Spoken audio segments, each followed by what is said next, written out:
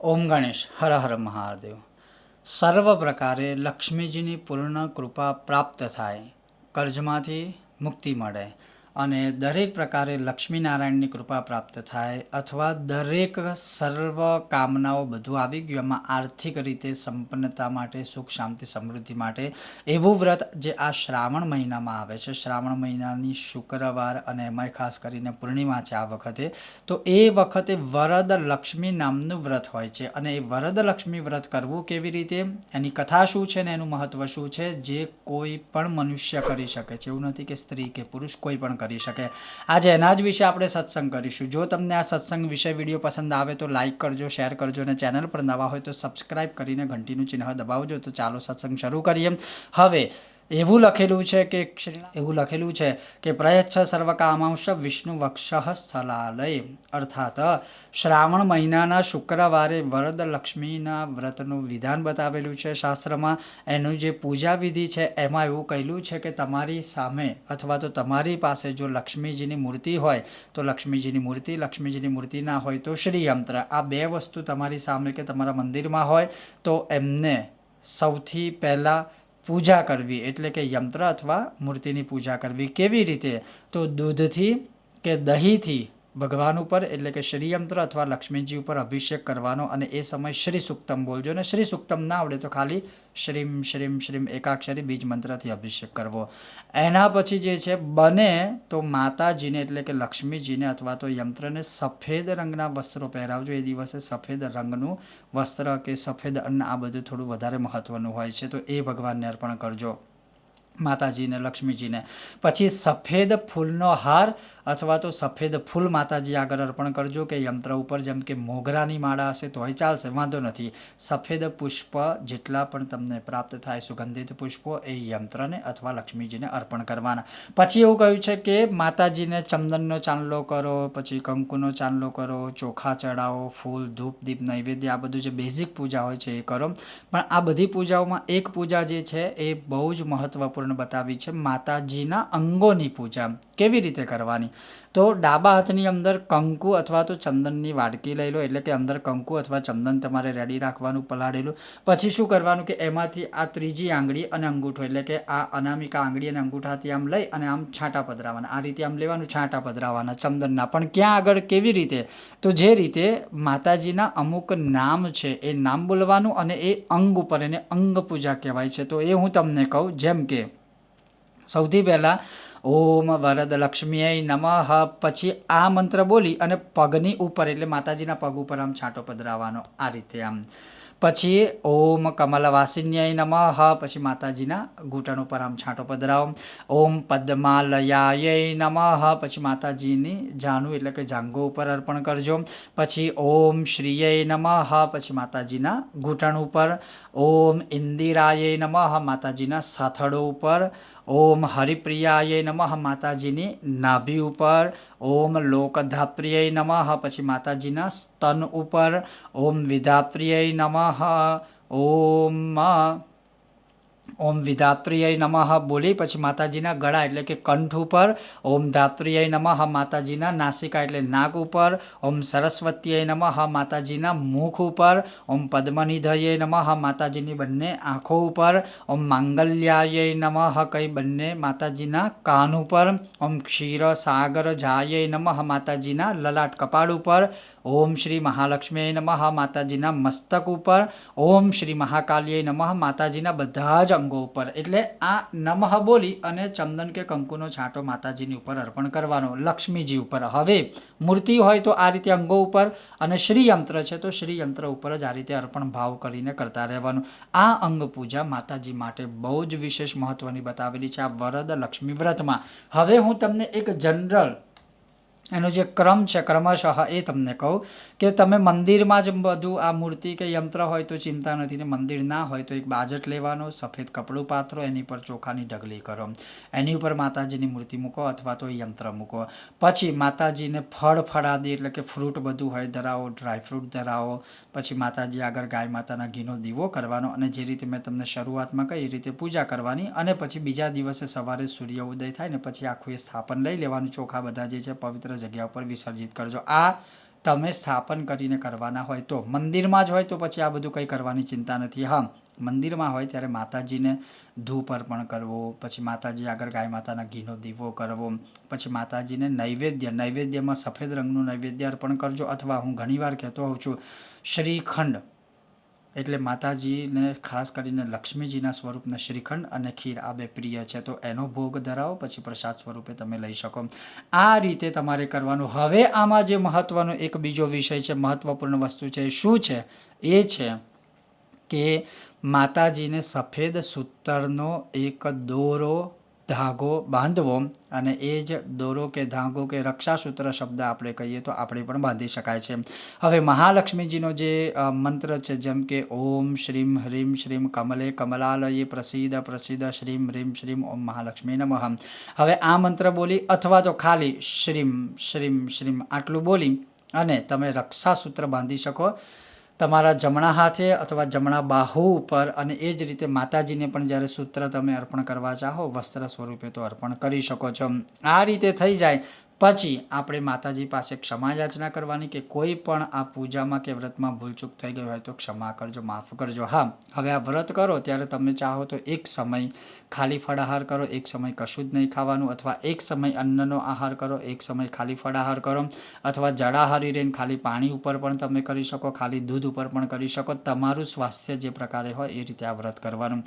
હવે આ વ્રત જ્યારે થાય ને એના પછી આ વ્રતની પૂર્ણતા ક્યારે થાય કે જ્યારે તમે બીજે દિવસે આ વ્રત પૂર્ણ કરો ત્યારે તમે સફેદ કલરનું, જેમ કે ચોખા થઈ ગયા, દહીં થઈ ગયા, દૂધ થઈ ગયું, અને અહીંયા લખ્યું છે ગાય માતાનું ઘી, આ જે બધી વસ્તુ છે ને એ તમે કોઈ બ્રાહ્મણને, તમારા ગોર મહારાજને, કોઈ પરિણીત જે સુવાસિની સ્ત્રી હોય એને, અને એક બ્રહ્મચારીને પણ તમે આ બધું દાન આપી શકો છો. ત્યાં આ વ્રત તમારું સંપૂર્ણ રીતે પૂર્ણ થશે.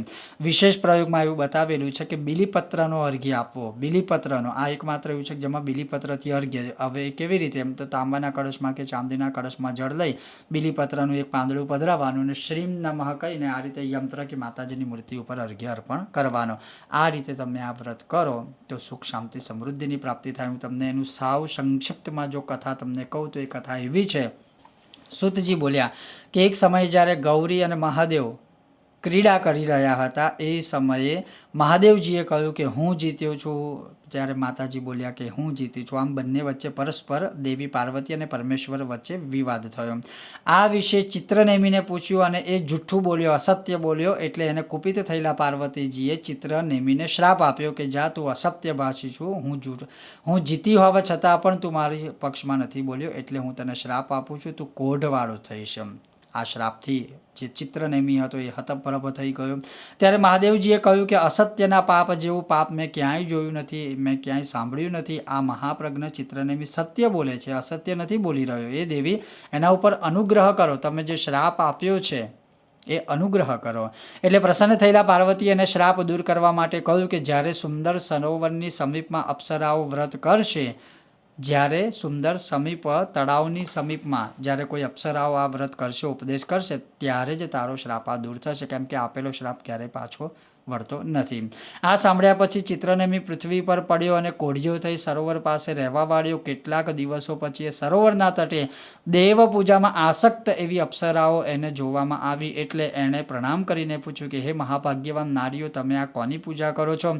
તમારી શી વાંચના છે? તમારી આ કઈ પૂજા વિધિ છે એ જાણવાની મને ઈચ્છા થઈ છે, તેથી તમે મને શ્રવણ કરાવો, કારણ કે મારે પાર્વતીજીના શ્રાપમાંથી મુક્ત થવું છે. આ રીતે ચિત્રનેમીના વચનો સાંભળી અપ્સરાઓ બોલી કે તું આ વરદ લક્ષ્મીનું વ્રત કર, તે વ્રત સર્વે કામનાઓને પૂર્ણ કરનાર છે અને સમૃદ્ધિ આપનાર છે. શ્રાવણ માસના શુક્લ પક્ષમાં કર્ક સંક્રાંતિમાં શુક્રવારે ગંગા યમુનાના તટ સંગમ ઉપર અથવા તો તુંગભદ્રાના તટ પર વરદ લક્ષ્મીના વ્રતનો આરંભ કરવો. પૂજન માટે સુવર્ણની મહાલક્ષ્મી દેવીની ચતુર્ભુજ મૂર્તિ તૈયાર કરાવી, તોરણ ઇત્યાદિ અલંકરણોથી અને રંગાવલીથી ઘરને સુશોભિત કરવું. પણ ઘરમાં પૂર્વ દિશા અથવા ઈશાન ખૂણામાં પૃથ્વી પર થોડા અક્ષત એટલે કે ચોખા પાથરી એનું સ્થાપન આદિ કરવું, જે રીતે મેં તમને હમણાં સમજાવ્યું હતું એ રીતે. પછી માતાજીની પૂજા યથાશક્તિ કરવી, દેવી સૂક્તમ ભણવું, શ્રી સૂક્તમ ભણવું. પછી માતાજીને આપણે નૈવેદ્ય એટલે પ્રસાદ ધરાવો. પ્રસાદમાં શક્ય હોય તો અહીંયા એવું લખ્યું છે કે 21 માલપુવાનું નૈવેદ્ય ધરવું. પછી માતાજી આગળ મંત્ર, જાપ, ગીત, ભજન, નૃત્ય આદિ બધું કરવું. વ્રત કરવાની ઈચ્છા રાખનારે પ્રથમ કાથા ચૂના વગરનું ચાવેલું પાન તથા સોપારી વસ્ત્રના ટુકડામાં મજબૂત રીતે બાંધવી પ્રાતઃકાલે જોવું. તે જો લાલ થઈ ગયેલું હોય તો આ ઉત્તમ વ્રત કરવું. જો એ લાલ ન થયું હોય તો સમૃદ્ધિ ઈચ્છનારે એ વ્રત કરવું નહીં. આ પહેલાંના એ સમય પ્રમાણે એવું હતું કે આ રીતે સંકેત આપતા કે જો તમે આવું કરશો તો તમારે વ્રત કરવાનું, અને આવું નહીં થયું હોય કર્યા પછી તો વ્રત નહીં કરવાનું. આ કથામાં આવે છે એટલે હું તમને ખાલી સંભળાવું છું. આ રીતે ચિત્રનેમીને વ્રતનો વિધિ કઈ અપ્સરાઓએ સર્વ સમૃદ્ધિ આપનાર વ્રત સમ્યક વિધાનથી કરવ્યું. ચિત્રનેમીએ પૂજા કરી. પૂજા પૂરી થાય ત્યાં સુધી એ વ્રત જોયું. ધૂપ એના સૂંઘવામાં આવ્યો અને ઘીનો દીવો એના જોવામાં આવ્યો. એટલે એનો કુષ્ઠરોગ મટી ગયો.